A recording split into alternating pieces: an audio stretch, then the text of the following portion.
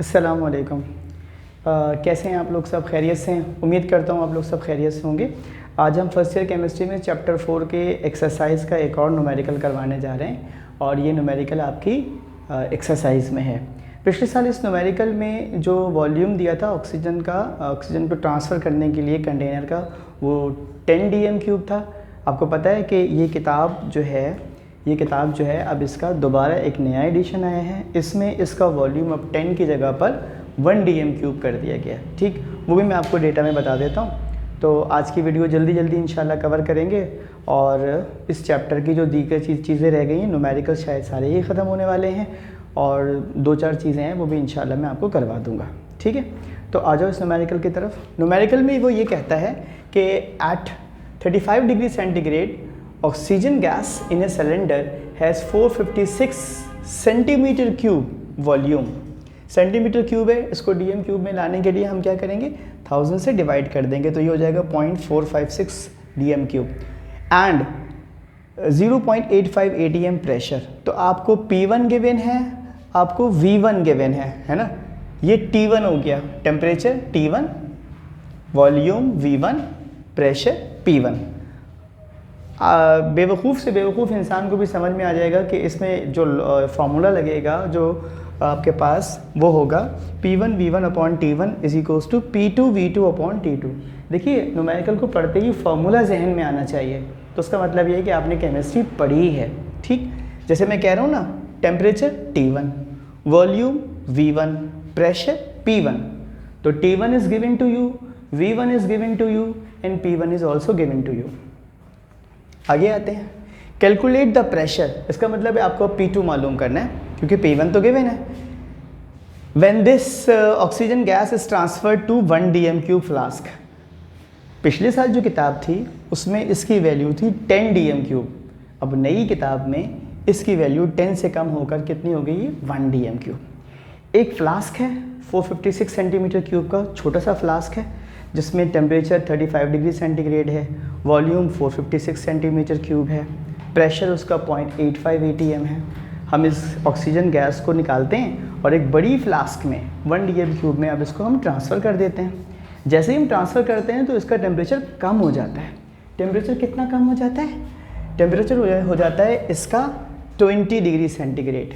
कहते हैं ना, transfer to 1 dm³ cylinder and cool to 20 degree centigrade. This is T2, this is V2 और P2 आपको मालूम करना है।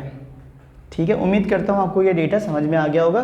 न्यूमेरिकल को पढ़कर न्यूमेरिकल के सॉल्यूशन तक पहुँचने के लिए स्टूडेंट को जो जहन को जो काम करना पड़ता है उसे कहते हैं स्टूडेंट का कैलिबर।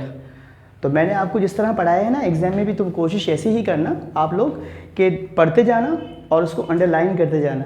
इसको अंडरलाइन कर लेना T1, इसको अंडरलाइन कर लेना V1, इसको P1, यहाँ P2 is equals to question mark लगाना, यहाँ लिखना है इसको V2, इसको लिखना T2 अंडरलाइन करके। ठीक, उससे डेटा बनाने में आपको आसानी हो जाएगी। डेटा बनाया मैंने T1, टेम्परेचर लिखा 35 डिग्री सेंटीग्रेड। आपको पता है गैस के मामले में हम टेम्परेचर हमेशा केल्विन में रखते हैं। इसमें 273 ऐड किया तो ये हो गया 308 केल्विन। V1 था हमारा 456 सेंटीमीटर क्यूब, 1000 से डिवाइड करोगे तो आंसर आ जाएगा 0.45 dm³। हमेशा आपको dm³ में लाना होता है अगर सेंटीमीटर क्यूब में गिवन है तो। P1 आपको दिया हुआ है कितना, 0.85 atm। P2 आपको मालूम करना है, P2 भी आपका atm में ही आएगा, वो भी मालूम कर लेते हैं। ठीक है, टेम्परेचर था 20 डिग्री सेंटीग्रेड, इसमें 273 ऐड किया मैंने तो आ गया 293 केल्विन। वॉल्यूम मेरा अब बढ़ गया है, कितना हो गया, 1 dm³। देखो इन दोनों की ना वैल्यूज़ को, इन दोनों की यूनिट को सेम होना चाहिए। अगर ये सेंटीमीटर क्यूब में रखोगे तो फिर इसको सेंटीमीटर क्यूब कर दो, आंसर में कोई फ़र्क नहीं पड़ेगा। और अगर ये सेंटीमीटर क्यूब है और एक dm³ में है तो दोनों को या तो dm³ में होना चाहिए या दोनों को सेंटीमीटर क्यूब में होना चाहिए। dm³ में ज़्यादातर काम होता है तो हमने dm³ में रखा, अलबत्ता इस सेंटीमीटर क्यूब को हमने dm³ में कन्वर्ट कर लिया। सोल्यूशन की हेडिंग डाली और लिखा यूजिंग कंबाइंड गैस फार्मूला, और ये बॉयज़ लॉ और चार्ल्स लॉ को कंबाइन करके फार्मूला हासिल किया गया है। हम बोलते हैं P1 V1 upon T1 is equals to P2 V2 upon T2। इस फॉर्मूले से P2 को सब्जेक्ट बनाइए तो फार्मूला बनेगा P2 is equals to P1 V1 T2 upon T1 V2। ठीक, P2 बराबर हो जाएगा कितना, P1 की वैल्यू रखिए 0.85, V1 की वैल्यू रखिए 0.456, T2 की वैल्यू रखिए 293, तीनों आपस में मल्टीप्लाई होंगे। नीचे T1 कितना था 308, 308 मल्टीप्लाई बाय V2 कितना था 1, 308 को 1 से मल्टीप्लाई करो, ये 308 ही हो जाएगा। कैलकुलेटर में डालोगे, आंसर निकालोगे तो प्रेशर आपके पास आ जाएगा कितना 0.37 ATM। ठीक है, मैं उम्मीद करता हूँ कि आपको आज का लेक्चर समझ में आया होगा। आप इसको अच्छे से कॉपी पे लिखेंगे और फिर अपनी इंडेक्स भी आप लोग मेंटेन कर रहे होंगे। तो जाने से पहले मैं शेर सुना देता हूँ। मुझसे कहा गया है कि शेर आहिस्ता आहिस्ता सुनाया करें, हम लिख नहीं पाते हैं और जो लोग लिख नहीं पाते हैं वो समझ भी नहीं पाते हैं। तो एक ही शेर सुनाऊंगा, उसके बाद में वीडियो को इख्तिताम कर दूंगा। वीडियो का शेर है, एक पत्थर जो दस्ते यार में है, एक पत्थर जो दस्ते यार में है, फूल बनने के इंतज़ार में है। अल्लाह हाफ़िज़।